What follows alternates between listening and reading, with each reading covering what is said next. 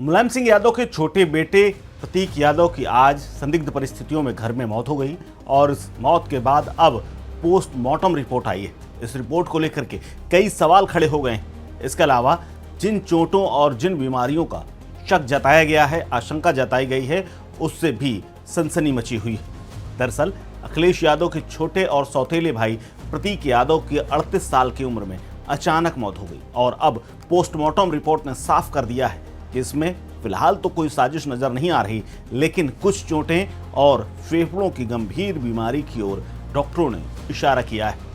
इसके अलावा एक बात और सामने आई कि करीब एक हफ्ते पहले की कुछ चोटें हैं जो कि 7-8 दिन पुरानी भी हैं। इसको लेकर के भी डॉक्टरों ने खुलासा किया है। बाकायदा अपनी पोस्टमार्टम रिपोर्ट में इस बात का जिक्र किया है कि फेफड़ों में खून का घातक थक्का जम गया था, जिसे पल्मोनरी थ्रोम्बोएम्बोलिज्म कहा जाता है और इसी से उन्हें कार्डियक अरेस्ट आया है, जिसके बाद वो कोलैप्स हो गए और कार्डियक अरेस्ट की वजह से उनकी मौत हो गई। रिपोर्ट में यह भी कहा गया है कि हाल फिलहाल की कोई चोट उनके शरीर में नजर नहीं आई है, लेकिन 7 से 8 दिन पुरानी चोटें जरूर नजर आ रही।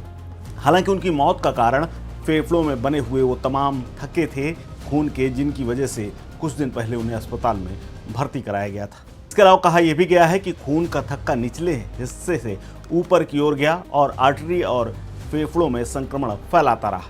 फेफड़ों में गंभीर संक्रमण पाया गया।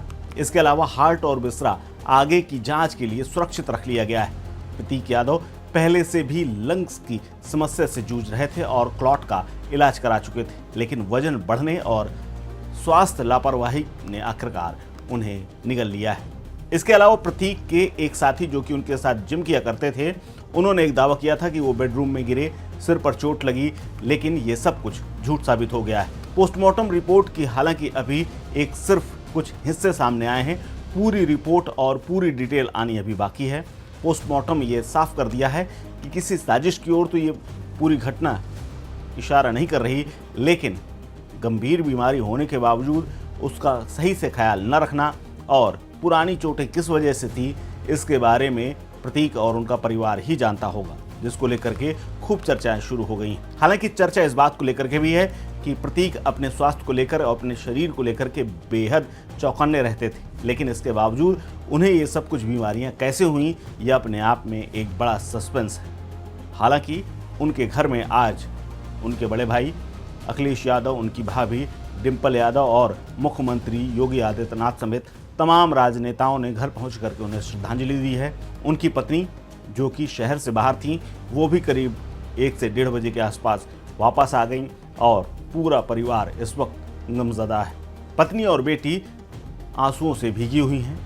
कई तस्वीरें सामने आई हैं जिनमें अपर्णा यादव रोती हुई और बिलखती हुई नजर आ रही हैं। हालांकि इसी बीच में तमाम आने जाने वाले और श्रद्धांजलि देने वालों के साथ भी वो मिलती जुलती हुई नजर आई हैं। हालांकि परिवार के तमाम लोग अभी भी बाहर हैं, उनके आने का भी इंतज़ार किया जा रहा है। हालांकि अब इस पूरे मामले में पुलिस जांच तो कर ही रही है, साथ ही मौत के उन तमाम पहलुओं पर भी नज़र रखी जा रही है जिसके खुलासे आने वाले समय में हो सकते हैं। हालांकि कुछ लोग सोशल मीडिया पर इस बात की चर्चा कर रहे हैं कि गंभीर रूप से वो बीमार तो थे ही, इसके अलावा मेंटली वो काफ़ी डिस्टर्ब भी थे।